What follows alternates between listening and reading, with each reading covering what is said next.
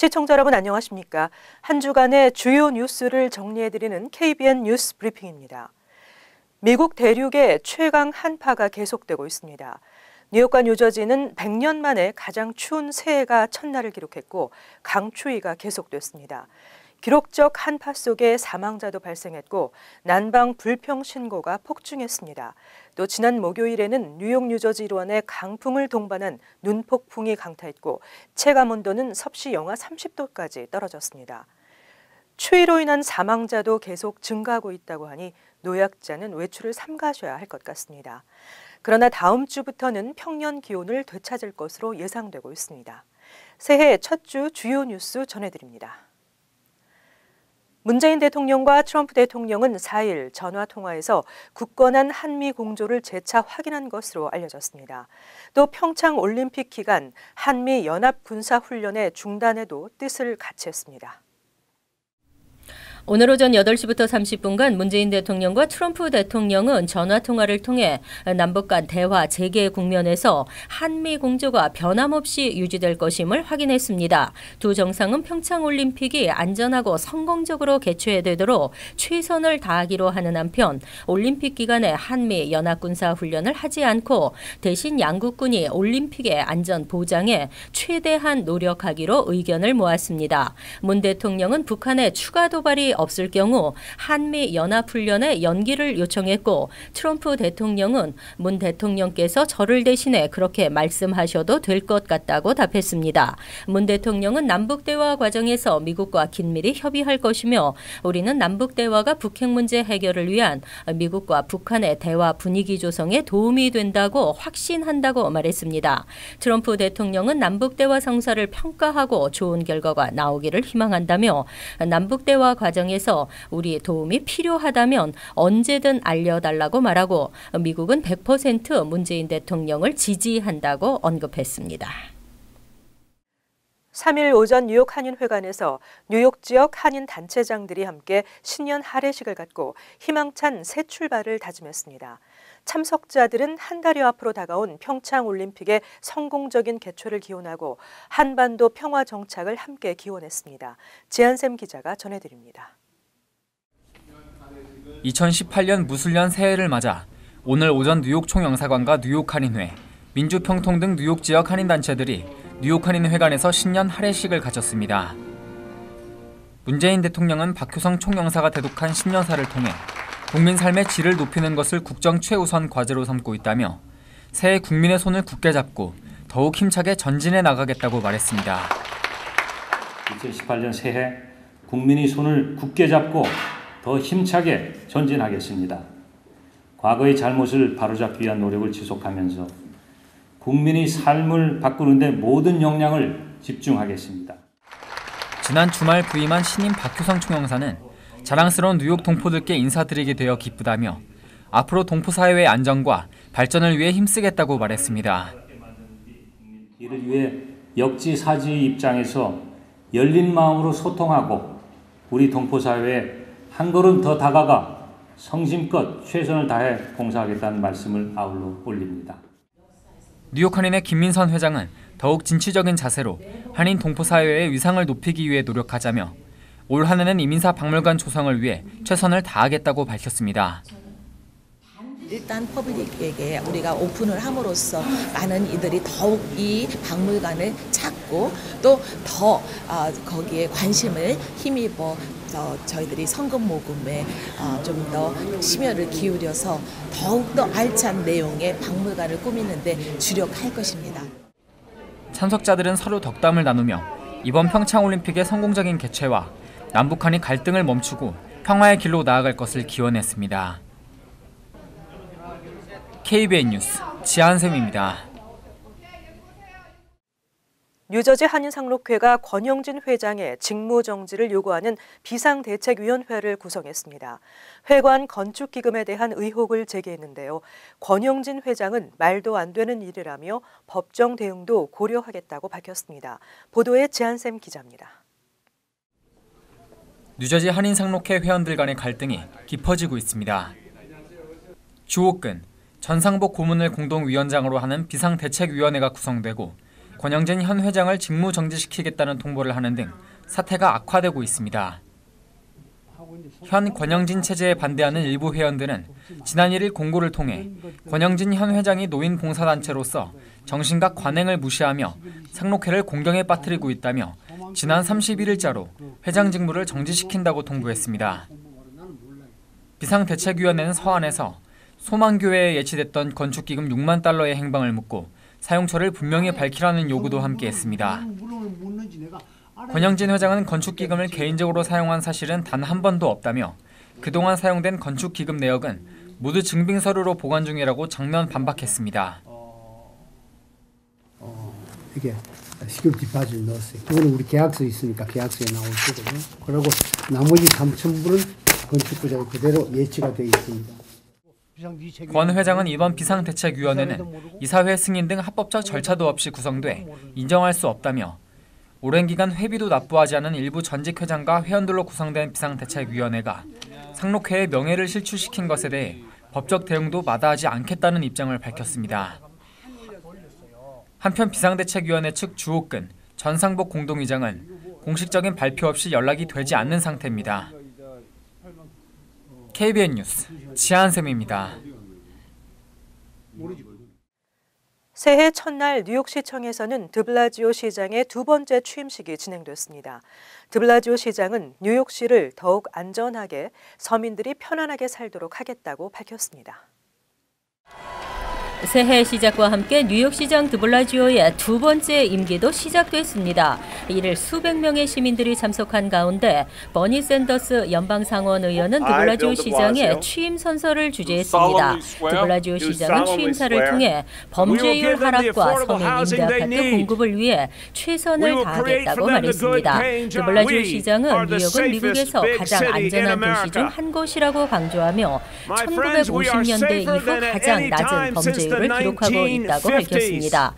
지난해 11월 본선거에서 재선에 성공한 드블라지오 시장은 1986년 에드워드 카치 시장 이후 뉴욕에서 재선에 성공한 첫 번째 민주당원으로 기록됐습니다.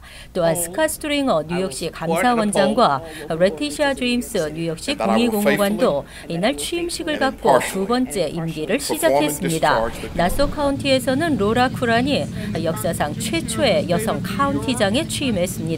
특히 로라 쿠란 신임 카운티장은 나소 카운티 행정부와 입법부가 부정부패에서 완전히 벗어나도록 최선을 다하겠다고 밝혔습니다. 나소 카운티에서는 지난 2016년 에드워드 맹가노 전 카운티장이 뇌물 혐의로 기소되는 등 부정부패 사건이 끊이질 않았습니다. 올해 1월부터 시행하려 했던 리얼 아이디 법이 결국 현실화되지 못했습니다. 사실상 2020년 10월까지 연장됐습니다. 연방정부의 리얼 아이디 시행이 사실상 2020년 10월로 연기됐습니다. 전국의 모든 주민들은 2020년 10월 1일까지 국내선 탑승 시 현재와 같은 기존의 일반 운전면허증을 사용할 수 있게 됐습니다. 연방교통안전청의 계획대로 올 1월 22일부터 리얼 아이디법이 시행되면 탑승객들은 국내선 탑승 시 리얼 아이디 운전면허증이나 여권 또는 군인 아이디 등 연방정부가 발급한 신분증을 제시해야만 했습니다. 테러범 등 범죄자의 신분증 위변조 및 도용을 막기 위해서입니다. 하지만 사실상 리얼 아이디 시행이 연장됨에 따라 뉴욕주 경우 리얼 아이디 운전면허증은 물론 일반 운전면허증을 제시해도 국내선을 탑승할 수 있고 뉴저지주 역시 2020년까지 기존 운전면허증을 사용할 수 있습니다. 연방국토안보부에 따르면 켄터키, 메인, 미네소타, 미주리, 몬태나, 오클라호마, 펜실베니아와 사우스캐롤라이나, 워싱턴 등 9개 주를 제외한 나머지 주는 리얼 아이디 운전면허증을 발급하거나 리얼 아이디법 시행 유예 연장 승인을 받은 상태입니다. 하지만 2020년 10월 1일부터는 전국의 모든 공항에서 리얼 아이디 신분증만 인정됩니다. 트럼프 대통령의 반이민 정책 여파로 관광업계뿐 아니라 대학가도 타격을 입고 있습니다. 유학생들이 캐나다 등으로 발길을 돌리면서 전국 대학들이 재정난을 겪고 있습니다. 많은 대학들에서 외국인 유학생 감소 현상이 나타나면서 대학들은 재정 긴축 조치를 취하고 있는 것으로 나타났습니다. 특히 재정난 여파가 큰 대학은 명성이 높지 않은 공립대 등으로 유학생 감소 현상이 두드러지고 있습니다. 지난 10년간 미 유학생 수는 크게 늘면서 100만 명을 돌파했고 이들이 창출하는 경제 효과는 39억 달러에 달합니다. 그러나 2016년부터 주춤하던 유학생 수 증가세는 트럼프 대통령의 반이민 정책의 여파로 지난해 현저히 감소했습니다. 유학생들은 미국이 아닌 캐나다나 호주 등 다른 영어권 국가로 발길을 돌리고 있습니다. 지난 가을 학기 유학생 수 944명을 기록한 센트럴 미주리대는 직전 학년과 비교해 무려 1,500명이나 줄면서 대학 재정이 직격탄을 맞았습니다. 지난해 11월 국제교육연구소가 전국 500여 개 대학을 대상으로 조사한 결과에 따르면 지난해 가을 학기에 입학한 유학생 수는 직전 학년도 대비 평균 7% 감소했습니다. 반면 토론토 대학 등 캐나다 대학들은 입학 신청이 최소 25%에서 많게는 80%나 급증했습니다. 여행, 유학, 취업 등에서 모두 미국을 피하고 있어 관련 업계와 이민사회 전체 경제가 타격을 입고 있습니다. 뉴저지 주 경찰이 스팅레이 기기를 도입해 운영하고 있지만 정확한 사용 용도를 밝히지 않고 있습니다. 개인 사생활 침해 논란이 일고 있습니다. NBC 방송에 따르면 뉴저지주 경찰은 최근 85만 달러를 들여 스팅레이를 구입하고 운영 중입니다. 하지만 뉴저지주 경찰은 스팅레이의 사용 용도에 대해서 정확히 밝히지 않고 있습니다. 왜 주민들의 세금을 이용해 스팅레이를 구입했는지 논란이 가중되고 있습니다. 스팅레이는 셀폰 타워의 기능을 모방해 주변 전화의 신호를 캡처하는 강력한 감시 장치입니다. 스팅레이는 무선 신호를 전송해 근처의 전화나 태블릿 또는 노트북에 연결돼 메시지와 대화, 통화 기록, 위치 확인까지 가능합니다. 주로 FBI나 경찰 등이 범죄 용의자 검거를 위해 사용하고 있습니다. 스팅레이를 이용해 허위 세금 신고서를 제출한 범죄자를 체포한 사례도 있습니다. 하지만 스팅레이는 무고한 사람들의 셀폰까지 추적할 수 있어 개인 사생활 침해 등의 위헌성이 지적되는 목소리가 커지고 있습니다. 뉴욕 경찰도 지난 2008년부터 2015년 사이 1,016번이나 스팅레이를 사용한 사실이 밝혀져 논란이 된 바 있습니다. 한편 스팅레이의 가격은 24만 2천 달러에서 50만 달러 사이로 알려졌습니다. 식비를 아껴 책을 사고 식비를 아껴 학비를 내야 하는 대학생이 있습니다. 뉴욕주 내 모든 공립대학교 캠퍼스에 무상 식료품 배급소가 의무화됩니다. 28일 앤드루 코모 뉴욕주 지사는 새해 최우선 정책으로 추진할 No Student Goes Hungry 프로그램을 발표했습니다. 이 프로그램은 뉴욕주가 올해부터 뉴욕 주립대와 시립대 등 주요 공립대의 모든 캠퍼스에 무상 식료품 배급소를 운영하는 것입니다. 현재 운영되고 있는 뉴욕주 내 공립대들의 무상 식료품 배급소를 나머지 캠퍼스들로 확대 의무화하겠다는 것입니다. 이 프로그램은 가구소득 수준에 관계없이 학생이면 누구나 이용이 가능하고 빵이나 과일, 채소 등은 지역의 슈퍼마켓 등의 협조를 얻어 운영됩니다. 뉴욕주 대학생의 48%는 최근 30일 내에 식비 조달에 어려움을 느꼈다는 설문조사 결과가 있습니다. 뉴욕주는 이로써 공립대 내 무상 식료품 배급소 설치를 의무화하는 첫 번째 주가 됐습니다. 뉴욕주는 또 이와 함께 뉴욕시 초중 고교 저소득 학생을 위한 급식 차별 행위를 없애는 정책도 펼칩니다. 일반 학생들과의 급식 차별을 없앨 뿐 아니라 무상급식을 받는 저소득층 학생들을 일반 학생들과 구분짓는 행위도 금지됩니다. 한편 뉴욕시는 지난해부터 모든 초중고 공립학교에서 가구소득 수준에 관계없이 전면 무상급식을 실시하고 있습니다. 새해가 되면서 뉴욕, 뉴저지 새롭게 바뀌는 규정들이 있는데요.